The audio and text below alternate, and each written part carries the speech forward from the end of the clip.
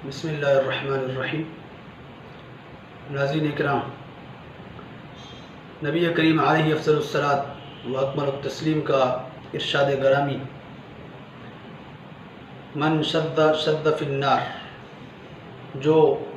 ترمذی میں موجود ہے، اس کے اعراب کے حوالے سے ہم پہلے بھی بات کر چکے ہیں کہ خطائی ٹولہ میں سے شاہد عمران خطائی نے کہا تھا کہ یہ حدیث پاک من شذ فی النار صحیح ہے اور من شذ فی النار غلط ہے۔ تو ہم نے پہلے بھی اس کا رد کیا ہے اور ہم نے یہ سمجھا تھا کہ شاید شاہد عمران خطائی صرف وہی اپنے اکابر کی تصریحات سے ناواقف ہے، لیکن ابھی آپ کے علم میں یہ بات آ جائے گی کہ پورا خطائی ٹولہ اور ان کے جو سرغنے ہیں وہ اپنے اکابر کی تصریحات سے ناواقف ہیں، تو ان کی تحریک کا مرکزی ترجمان فرمان علی حیدری جس کا نام ہے، اس نے بھی اس حدیث کو پڑھا اور قبلہ مفتی محمد چمن زمان نجم القادری پر طنز کرتے ہوئے پڑھا کہ اس کو یہ حدیث پڑھنا نہیں آتی۔ پہلے آپ اس کا کلپ سماعت فرما لیجیے۔ اسے نہیں پڑھ سکتا، من شذ پڑھتا رہتا ہے۔ جس کو حدیث نہ پڑھنی آئے، من شذ، ابتدائی طالب علم اس حدیث کو جانتے ہیں، آپ اس کی قابلیت تو دیکھیں کہ یہ کیا بیٹھنے والا ہے۔ نال چمچے کھڑے کیتے ہیں، ایک تو انا سبی والا ہے، ایک من شذ والا ہے۔ جی ناظرین اکرام، آپ نے فرمان حیدری کو سنا کہ اس کے ان کلمات کا مقصد یہ ہے کہ من شذ فی النار حدیث اس طرح پڑھنا غلط ہے۔ تو جیسے شاہد عمران اپنے اکابر کی تصریحات سے ناواقف ہے، ایسے ہی ان کی تحریک کا مرکزی ترجمان فرمان حیدری بھی اپنے اکابر کی تصریحات سے ناواقف ہے۔ پہلے بھی ہم نے حوالے کے ساتھ ان کا رد کیا تھا، آپ نے سماعت فرمایا ہوگا۔ اب ہم نے یہ سمجھا تھا کہ اسی کے ساتھ ہی ان کی کم علمی دور ہو جائے گی، لیکن یہ اپنی کم علمی کو تسلیم نہیں کر رہے، تو آج ہم ایک ایسی شخصیت کے حوالے پیش کریں گے جو ان کے نزدیک اور ہمارے نزدیک ایک مسلمہ شخصیت ہے۔ میری مراد شیخ محقق شیخ عبدالحق محدث دہلوی ہے۔ آپ نے مشکات کی 2 شرحیں فرمائی ہیں، ایک لمعات التنقیح کے نام سے معروف ہے اور دوسری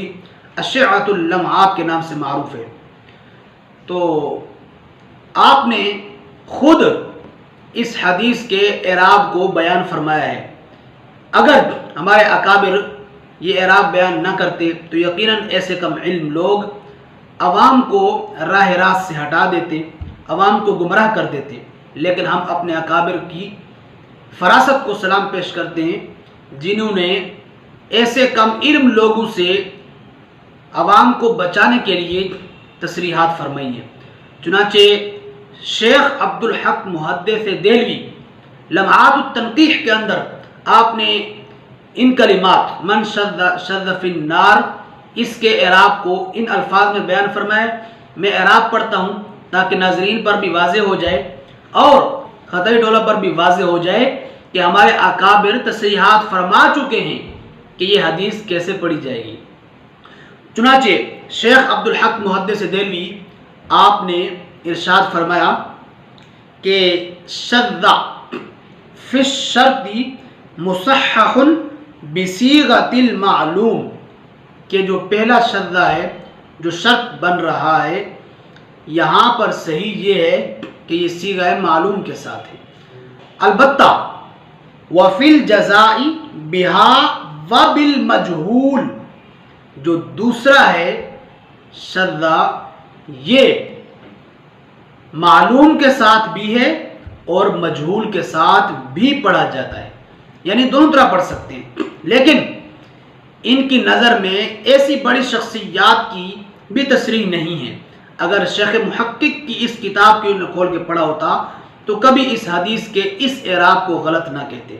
اس لیے کہ آپ نے تصریح فرما دیے کہ دونوں طرح پڑھ سکتے ہیں، بلکہ آپ نے معلوم کی طرف پہلے اشارہ فرمایا ہے۔ اور شیخ عبدالحق محدث دہلوی رحمہ اللہ تعالی، آپ کی دوسری شرح کا نام ہے الشعۃ اللمعات، وہ فارسی کے اندر ہے، اس میں آپ نے ان الفاظ کے اندر اس اعراب کو بیان فرمایا ہے۔ اس کی عبارت میں آپ کے سامنے پڑھتا ہوں۔ آپ ارشاد فرماتے ہیں شذا اول برصیغہ معلوم است، کہ جو پہلا ہے وہ شذا ہے، یعنی صیغہ معلوم پر ہے، لیکن جو دوسرا ہے اس کے بارے میں آپ نے ارشاد فرمایا ہے ودوم مجہول و بمعلوم نیز آمدہ، جو دوسرا ہے وہ معلوم اور مجہول دونوں طرح پڑھا جا سکتا ہے، دونوں طرح آیا ہے۔ لیکن خطائی ٹولہ ان کے یہ سرخیل ہیں جن کو لوگ اپنا بڑا سمجھتے ہیں، ایسی مسلمہ شخصیات کی تصریحات کا انکار کر رہے ہیں اور غلط کہہ رہے ہیں۔ اس لیے ہم عوام اور ناظرین کو یہ بتانا چاہتے ہیں کہ یہ عوام کو گمراہ کر رہے ہیں، اس لیے ہم آپ پر واضح کر رہے ہیں کہ شیخ عبدالحق محدث دہلوی آپ نے تصریح فرمائیے کہ حدیث من شذا شذا فی النار یوں بھی پڑھی جا سکتی ہے، اور دوسرے شذا کو مجہول کے ساتھ بھی پڑھا جا سکتا ہے، یہی صحیح ہے۔ Truth TV